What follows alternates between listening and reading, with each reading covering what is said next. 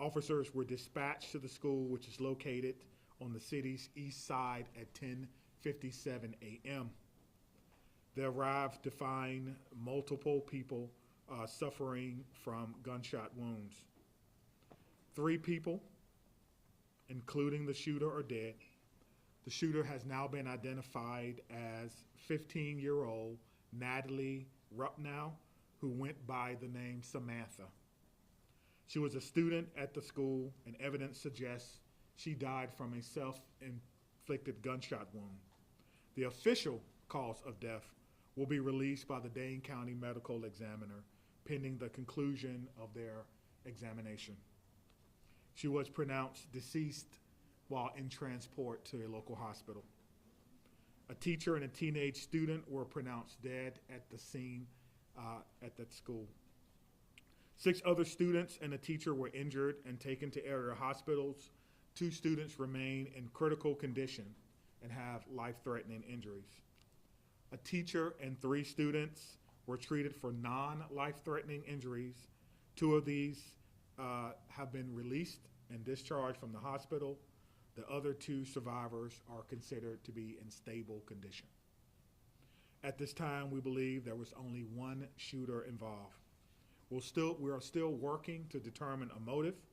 Detectives have talked to her family members this evening, as well as conduct a search of the shooter's home here in Madison. The shooting happened inside a classroom in a study hall of students from mixed grades.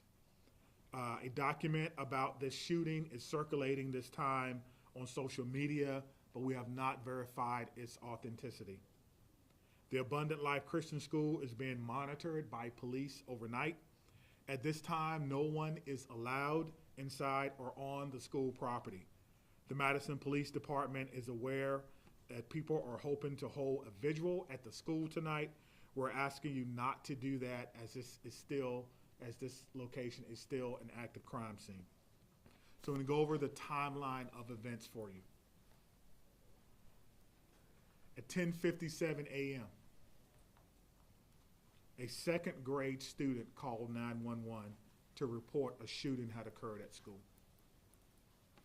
I'm going to let that soak in for a minute. A 2nd grade student called 911 at 10:57 a.m. to report a shooting at school. Officers were dispatched to the school at 10:57. A deputy with the Dane County Sheriff's Office was the first officer to arrive on the scene at 11 a.m. 24 seconds later, the first Madison police officer arrived on the scene at 11:01 and immediately entered the school. Officers bravely entered the building as soon as they arrived, not knowing what they were going to encounter. At 11:05, officers inside the school alerted people that the shooter was down and that a gun had been recovered. At 11:05, the Madison Police Department also began setting up for parents and guardians at what we briefly described earlier for you as a reunification center that occurred at 11:05. The Madison Fire Department was dispatched to the scene at the same time. They arrived at 11:05 and began linking up with officers who were also inside, and they were instrumental with providing aid to victims who were suffering from gunshot wounds, potentially saving lives. The first public notice about the shooting was posted on the Madison Police Department Incident Report website at 11:13 a.m. Officers began clearing the school building at 11:14, and bomb dogs started to clear the facility at 11:23 a.m. The Madison Fire Department began transporting patients at 11:26. Again, we want to stress that EMS arrived on the scene at 11:05, immediately connecting with officers to enter the scene, not knowing what they were going to experience. Press briefings occurred at 12:15, 12:30, 5:30, and now at 8:30 p.m. Central Standard Time. talk a little bit about our law enforcement and our community partners. Multiple agencies assisted with the response to the shooting. The Madison Fire Department and several other Dane County and EMS agencies, the Dane County Sheriff's Office, the University of Wisconsin Police Department, the FBI, the ATF, all have played major roles in our response and in our investigation. We also want to acknowledge UW Hospital as well as St. Mary's Hospital for their work in treating the survivors of today's school shooting. Community resources. There are resources available to anyone needing help or needing someone to talk to. The Crime Response Unit with the Dane County District Attorney's Office have been mobilized. This is a group of people who are trained to help victims of mass violent incidents. This group is made up of social workers, attorneys, victims, professionals, former law enforcement, and other stakeholders in our community. If you need assistance, you can contact the Crime Response Program between 8 and 5 during the daytime. I'll give that number again, 608-284-6908, and you can reach them after hours at 608-376-0164, 608-376-0164 after hours. The Wisconsin Department of Justice's Office of School Safety and Office of Crime Victim Services are also providing resources during this critical time. Their Critical Incident Response Team program is designed to minimize the psychological impact of a school critical incident and helps to provide long-term mental care long after this is over. And I don't know how we can minimize what has happened today, but we're going to do the best we can to provide services for all these children and staff. We cannot forget the staff who bravely took care of their students during this harrowing time. We also want to thank employees of the Dean Healthcare, which we spoke about before. Again, the clinic shut down for the day, and employees assisted with our unification process. We've also seen an outpouring of support from various community groups and businesses: Twisted Ground Coffee, Greenbush Bakery, Ian's Pizza, Culver's, Mission Barbecue, Starbucks, Salvation Army, and all who donated food for the Unification Center so our children could get fed and be taken care of while they waited to be unified with their loved ones. So a lot has gone on today. I can tell you that it's not over. I can tell you that our officers and our detectives and our investigators will have to be told to go home. No one is thinking about going home right now. They're going to still work as long as they can to find as much information as they can. Obviously, we want to have some daylight tomorrow, so the crime scene is locked down at this particular time, but the officers and detectives and investigators continue to work. This has been a rough day for our city. This has been a sad day. This is going to be a day that will be etched in the collective minds and memories of all those from Madison. It's been a long day for you as well. Thank you for covering it, trying to get the information out to the public as early and as often as we can. And with that, we'll take any questions. All right, Laura, do you want to go first? Sure. There is a Google Doc that is locked that has been circulating on social media. People are saying that is the manifesto of the shooter. Are you able to talk about that at all? Yeah, we haven't been able to verify that it's authentic. We're certainly aware that it's been posted, and the person who posted it alleged to have a connection with the victim. We have not located him yet, so I cannot say whether or not that's something that she was a part of. As soon as we can, we'll let you know. The good news is we have shared that with our partners, with the FBI, and so we're certainly looking into some of the things that were written in that particular document. Madison? Right over here. Could you just recap those numbers one last time for us on the injuries and the deaths? Sure. I think that there was some discrepancy there. Okay. Ready? Yes. All right, 3 people, including the shooter, are dead. identified the shooter for you. A teacher and a teenage student were pronounced dead at the scene. 6 other students and a teacher were injured and taken to area hospitals. 2 students remain in critical condition and have life-threatening injuries. A teacher and 3 students were treated for non-life-threatening injuries, and 2 of those have been released or discharged from the area hospital. I'm just going to jump in. It's 2 students in critical condition, and then 4, including a teacher, and 3 students with those non-life-threatening injuries. Thank you. Lucas from the State Journal. How did this 15-year-old get a hold of this gun? Do you know at this point, was it given to them? It's a good question. How does any 15-year-old get a hold of a gun, or anyone for that matter?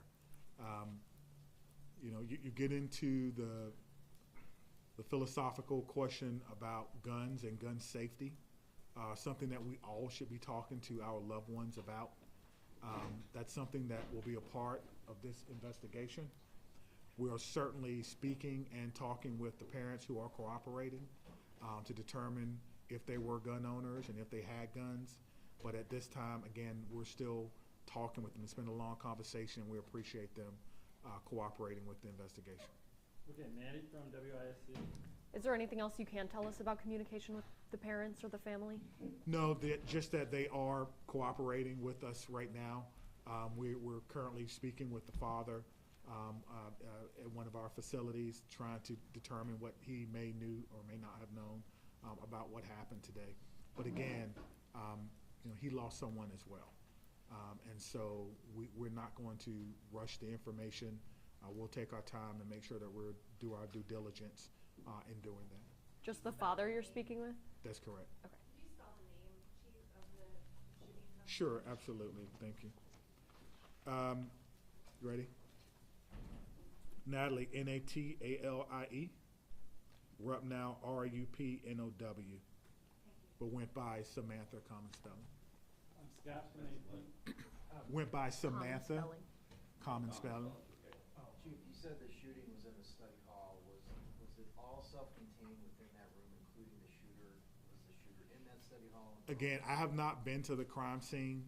I was told that it occurred in study hall or during study hall. So there's different students, obviously you can imagine, from different grades that were in there. I have not seen the physical inside of it to be able to answer that question. All right, Tabitha from Chief, it's unfortunately notable that a second grader was the one who made that 911 call.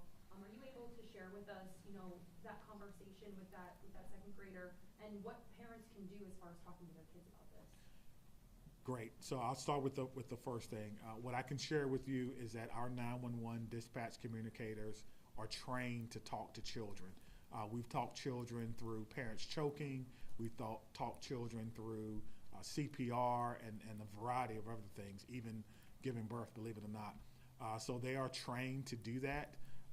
But to me, it makes my heart skip a beat to think about that. Now, we teach our kids, if something's wrong, call what? 911.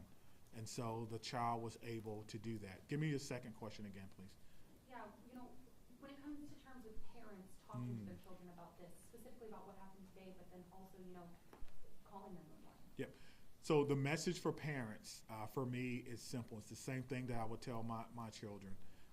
Listen to the instruction of the adults in the room. Run, find somewhere to hide, find some cover, find something that may shield or guard you. But the most important thing is listen to the adults in the room, because they've gone through the training to perhaps keep everyone as safe as they possibly can. DB from Wisconsin One. Chief, there's been a lot of misinformation online, including from prominent Moms for Liberty activists in Wisconsin, claiming that the shooter was transgender, which is a reaction that we see across the country in wake of mass shootings, to claim that trans people are dangerous. Can you respond to that directly in regards to this? Yeah, I don't know whether Natalie was transgender or not. And quite frankly, I don't think that's even important. I don't think that's important at all. I don't think that whatever happened today has anything to do with how she or he or they may have wanted to identify. And I wish people would kind of leave their own personal biases out of this. We have people who showed up to work today to help kids be better who are not going home. And we have lost members of our community who are children, including the shooter. So whether or not she was, he was, they were transgender is something that may come out later. But for what we're doing right now, today, literally 8 hours after a mass shooting in a school in Madison, it is of no consequence at this time. And so I would encourage people to be responsible with your social media. I won't go into some of the things that I've seen on social media that quite frankly are incorrect, that are not true, that are just not helping at all. And I choose not to breathe life into that because it's negative and we don't need it right now. We need to come together as a community and heal and try to wrap our arms around those who survived yet another school shooting in Madison. And that's where my focus will be for the very near future. Adam from CBS 58. Right here in the middle. Question for Trish. A few weeks ago, we spoke after the Kenosha incident in which the student actually, it was not a real gun. But we talked about copycats. What is the DOJ doing in the next couple of weeks? Even Chief Barnes or even Special Agent in Charge Hensel about the next few weeks, copycats or possible threats? Thanks for that question. Trish Kilpin, Wisconsin DOJ Office of School Safety Director. It is true that in light of school shootings, we also see an uptick, a contagion effect of other school threats. Today in SUSO is our Speak Up, Speak Out Wisconsin tip line where people can report concerns. We have seen an increase in planned school attack tips. Since its inception in 2020, we've received over 350 tips about planned school attacks that can be averted. Often after an incident such as that happened today here in Madison, that people start to think about, I should have reported this, I have knowledge that someone could be planning a school attack, and they need to have a place to report that. So we encourage the community at large, students and families, to report to SUSO or their local law enforcement or local school officials if they have concerns that somebody is planning a school attack. Targeted violence is preventable. When somebody decides to use violence, it's often to redress an upset or a grievance, and they progress down a pathway towards that violence. And when they do that, they often study previous school shooting incidents. So I implore you all to be responsible in terms of how we report this. We do not want to give a blueprint of a manifesto to future people who are thinking of solving their upset with violence. And so Speak Up, Speak Out Wisconsin has received an uptick in tips today. I have communicated with schools across the state as well as with DPI about how to manage and handle those tips, whether it's an anonymous threat or a threat specific to a student. At my office, we teach across Wisconsin behavioral threat assessment and management. This is the process rooted in the scientific body of knowledge of threat assessment of how to determine if a child poses a threat or has made a threat. We have trained thousands of people across Wisconsin, and we continue to do so. So we encourage schools to contact us for information on those trainings and on those tools that we have available to all schools, public and private and tribal, to prevent school violence here in Wisconsin, which is our mission. All right, Sarah from WPR. What are the gun policies at the school? Are guns allowed on the school property? For example, are staff at the school allowed to have firearms? No, we don't have any guns on the school grounds. We don't have it posted as a gun-free zone, but we don't allow the students even in the elementary, if they're playing out on the playground and they want to make finger guns, we don't allow that. So we talk about guns in the way that we feel is responsible, that they are to be used by those in authority and those who have a need for them, but that we at school have no need for guns. And so no staff as well are not? No. All right, Danielle. I think you guys stay up there maybe, but do you have a question? Yeah, I do. So, I guess this one is for Chief Barnes. Okay. So was the second grader in the classroom where the study hall was occurring when she made the call, or was she in a different classroom? I think it was in a different classroom, but obviously the sound of a firearm is usually unmistakable And then again, we heard how the teachers reacted. Lockdown, the students know what that means, some level of preparation, and then of course a call from the student, 911, of an active shooter. Just want to speak to something that was said in the back about copycats. I can't remember who asked that question. So anyone who makes a call or threat to a school, we will investigate that. And if you're found to be the person to make that call, you will be arrested. You will be arrested. All right, Ken from WKBT. Yeah, Barbara, I know this is still incredibly early, but is there a thought process on what the school would like to do in terms of security moving forward?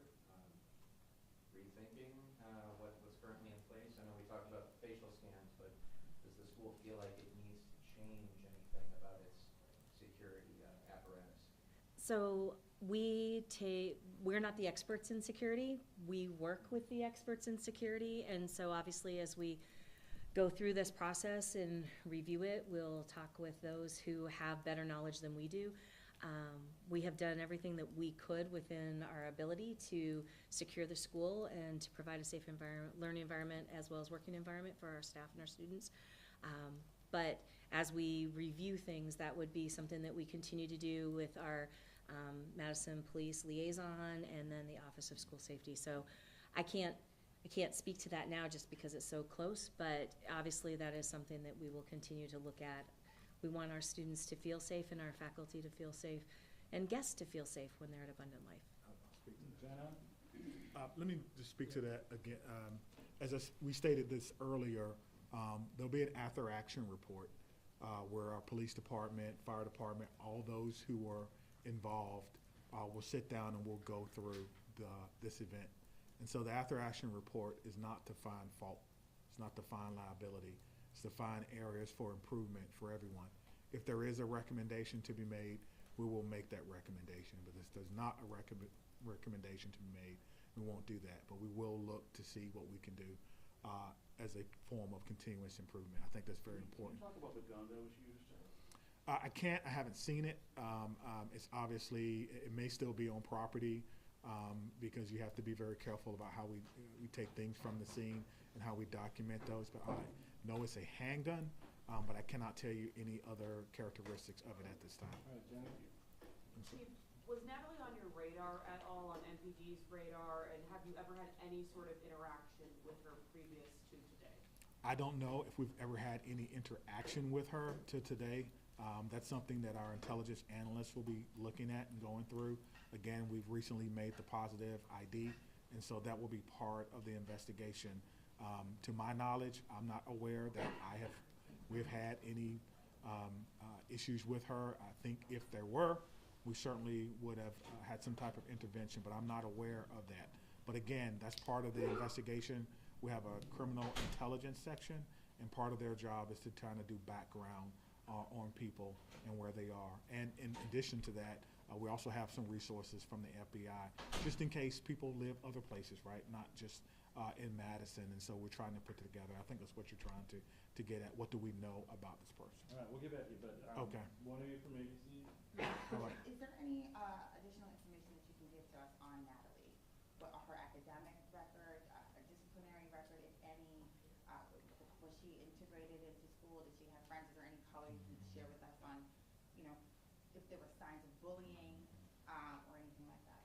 Yeah, so obviously that may be a question from the school, but I don't think they can answer that right now. She is a child, and so you're asking about, some personal and private things about them that I don't think they would be at liberty to share at this time.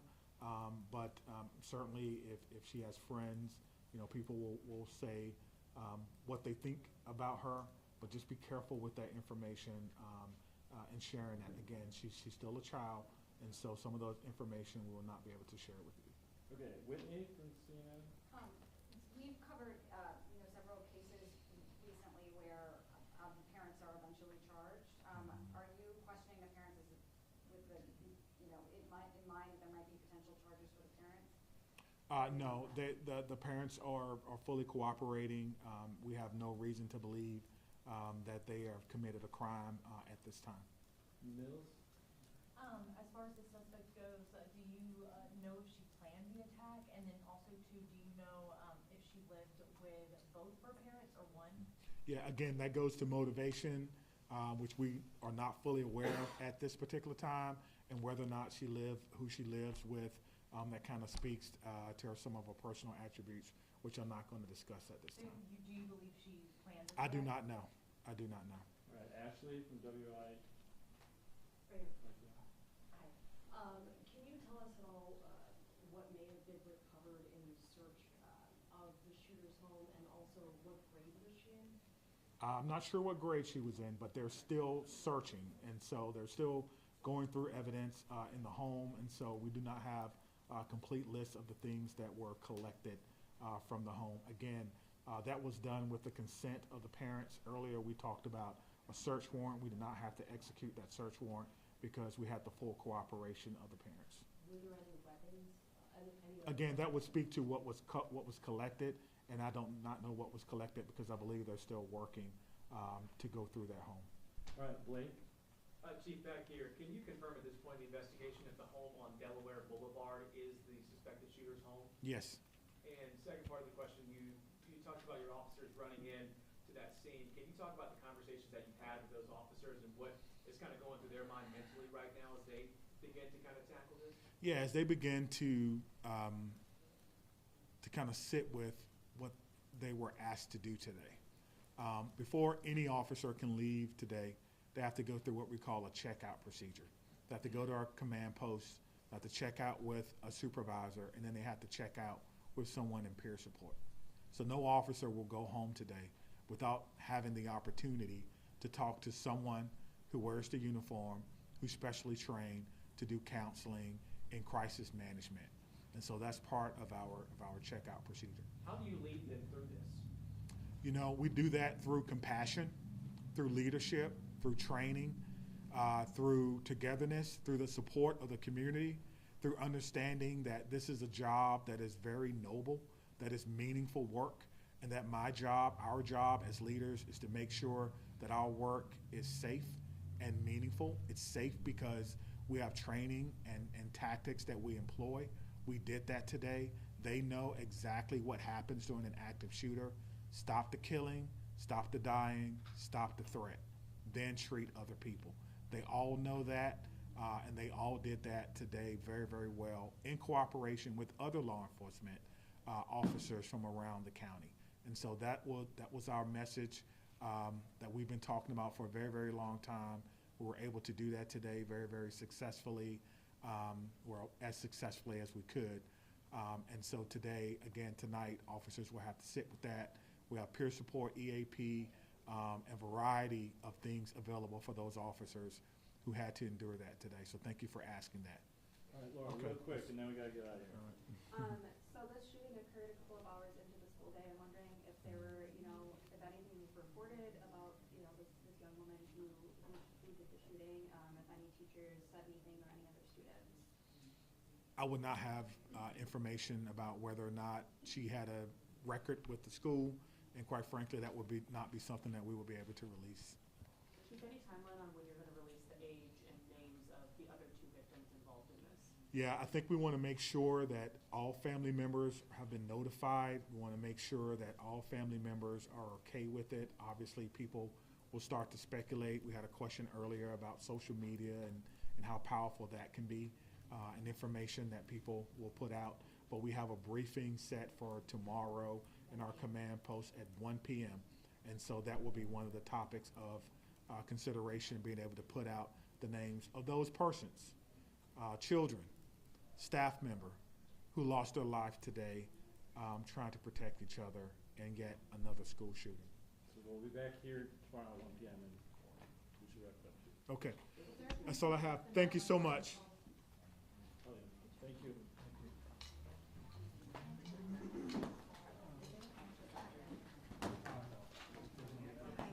Can I get on your email list for Sure. media? Yeah, It's just my last name at nytimes.com, Plasman. absolutely. I'll send it to Stephanie too.